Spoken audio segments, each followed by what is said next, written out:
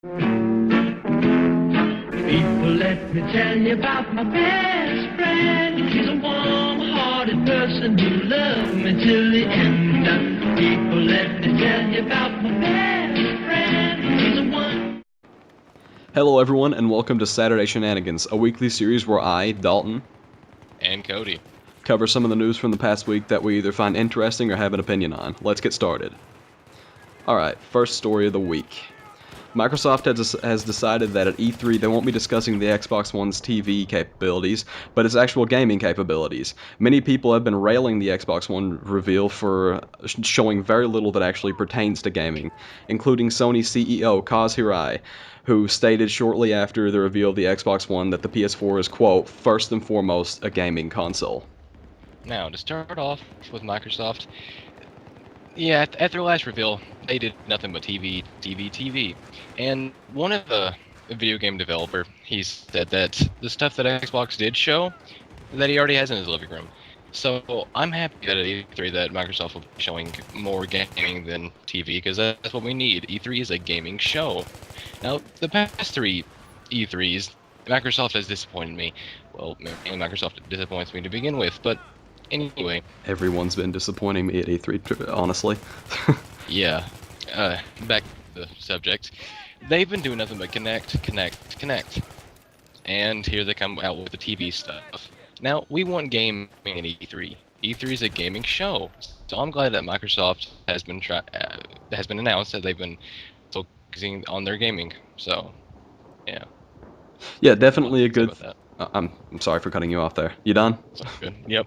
Alright, well, I'm definitely glad that they're going to be actually showing the gaming parts of the Xbox. It definitely doesn't make me excited to see a bunch of features that I've already got on my cable box and my smartphone, because that's essentially what it is. It's just, they added gesture-based things, but who gives a shit about that, really? I can control it with a keyboard, gaming controller, whatever.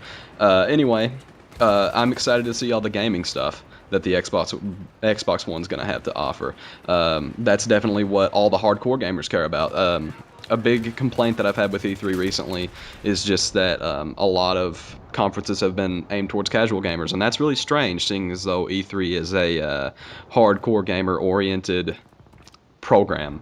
But anyway, that's very good to hear. I definitely don't agree with the Xbox One reveals. Decision to show mainly TV stuff, but it's good that they're moving in the right direction, and that's all I've got to say about that. Well, another thing to say is that I'm also glad that Sony is focusing on just gaming, because it's Sony. I like what they're doing with their products. Yeah, I'm good that Sony kind of urged Xbox to go back to the gaming stuff, which I know that it was mostly just making fun, but they kind of pushed them in the right direction, as strange as that sounds. But that's about it. Next topic. And next topic.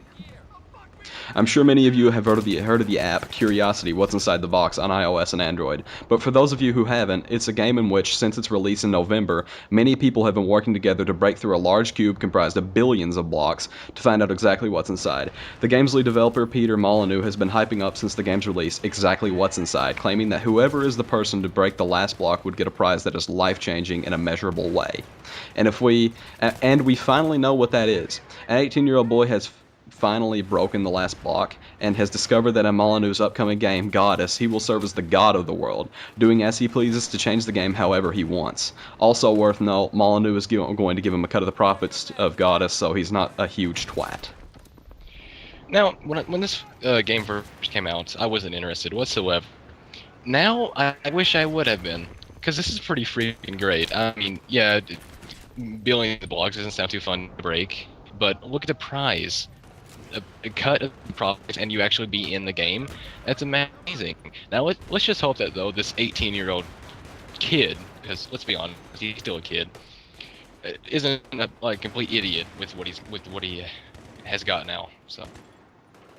Yeah, I'm with you there, and for the past few months, I've pretty much thought Curiosity was the dumbest shit to ever play. I mean, why would you sit there and try to break a bunch of blocks, and what's the chance of you even getting it? And even if you do, even if you are the last one to break a block, what are you going to get? I figured it was just some stupid message that was going to be overhyped. But no, this guy is actually going to have monetary rewards, and he's going to be able to control the game however the hell he wants. It's awesome. I really wish I would have been interested also, because if I would have had this opportunity, I would have been very, very happy. And I'm happy with the guy who got it. This is an awesome opportunity, and it really is life-changing in a measurable way, as Peter Molyneux put it. And so, Curiosity, maybe it wasn't so stupid as I thought it was a few months ago. But that's all I've got to say. Next topic. Alright. So, Knights of the Old Republic is apparently coming to iOS, and how did we come to find out about this? Not an announcement, not the usual listing on Amazon or another retailer's website, but good old IGN has posted a review on their website of the game, which means that this game can't be too far off.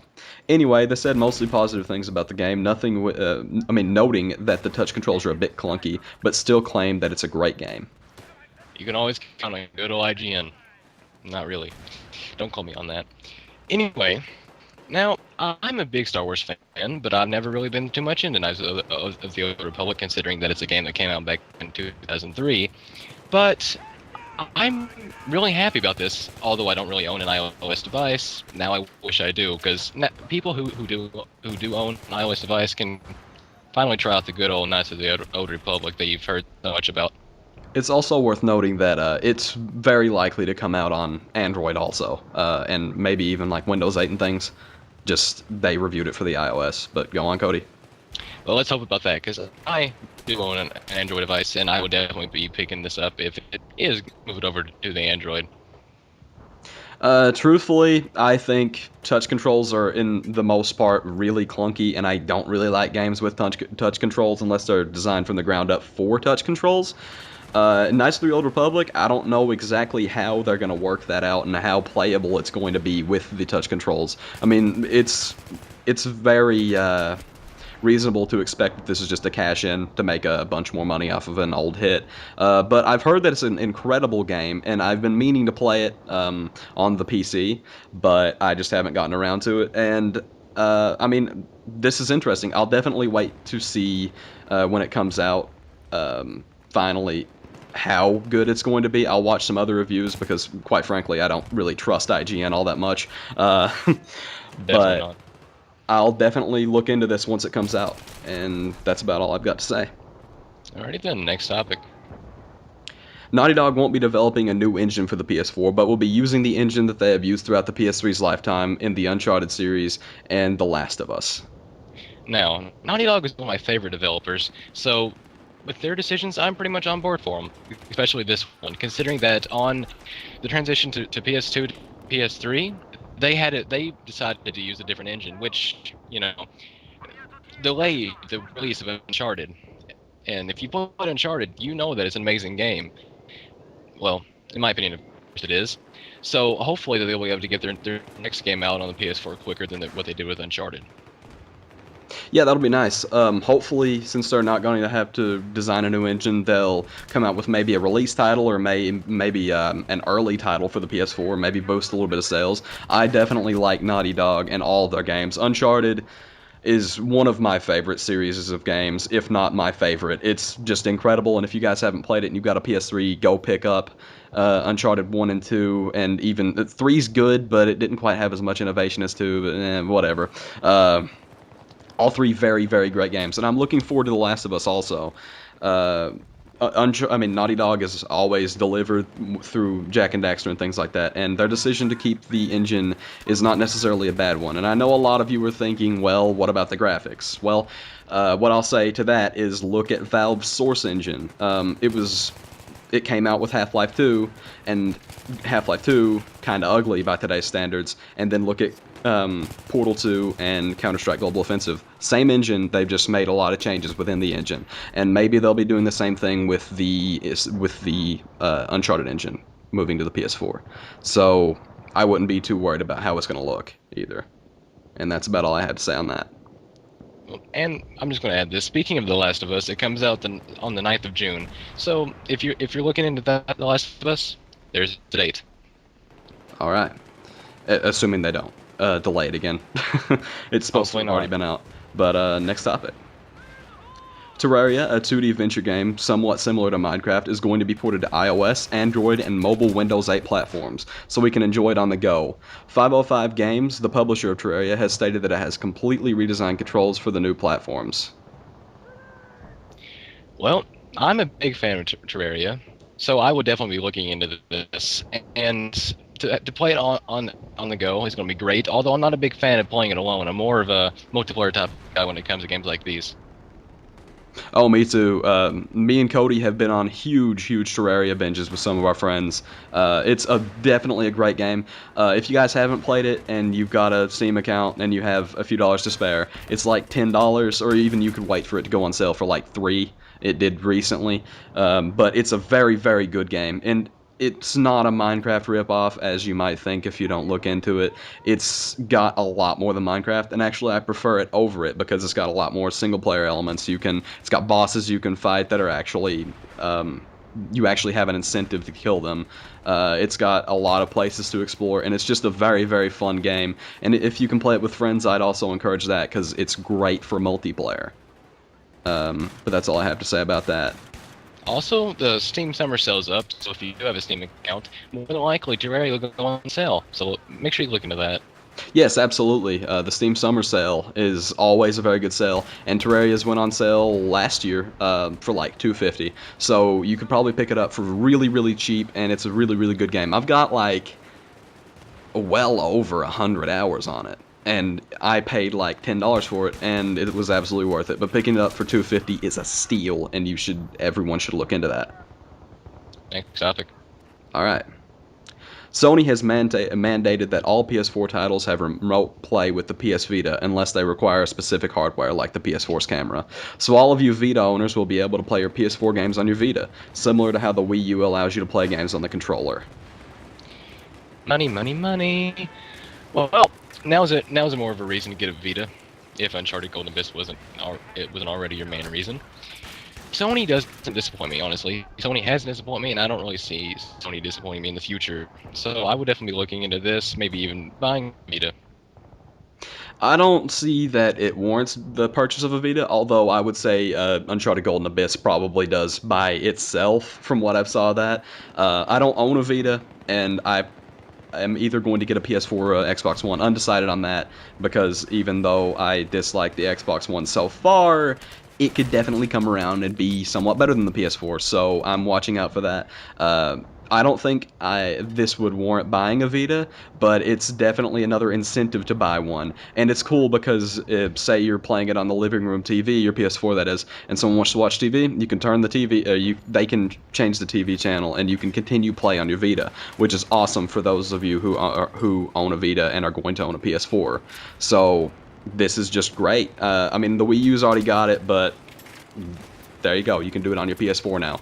Let's see if Xbox has a response. On Microsoft, they'll just try to get more money out of it. Anyway, so Dalton, what kind of games have you been playing this week? Well, this week I've pretty much been playing Tekkit, which is a Minecraft mod, and attempting to go to the moon on it. It's very fun.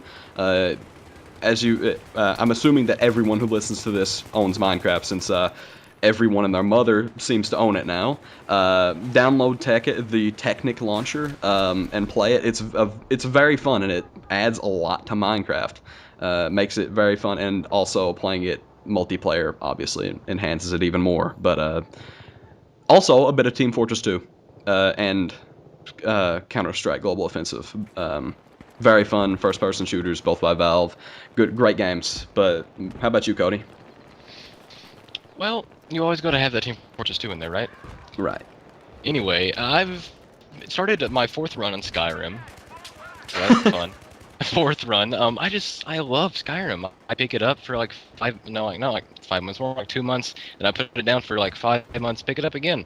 It's a great game. I love it. Been playing a bit of Minecraft on single player, and then also been playing Tekkit with Dalton and a few of our other friends. It's awesome. Like Dalton said, look into it if you have Minecraft, which you more than likely do. I've also been playing a bit of Uncharted 3 multiplayer. I know last summer I went on this binge with it. Now I'm on it again. I love it, and it's great. If you have Uncharted 3 and you have online, you should definitely look into that. It's free to play up to level 15, so Anyway, and I've also started my 3rd run on Pokemon Heart Gold, and my 5th run Damn, on Pokemon replaying Emeralds. games a ton this week. Summer. Yeah, I have time. So that's pretty much all I've been playing this week, that is. Alright, well that about concludes this episode. If you're not a vegetable, we would really appreciate it if you liked the video, maybe left a comment with some of your opinions on the stories, and or stories that you'd like to see us cover next week, and we'll definitely look into it and see if it's got some content that we want to cover, and we'll definitely consider covering that next week. But we'll see you guys next Saturday. Bye.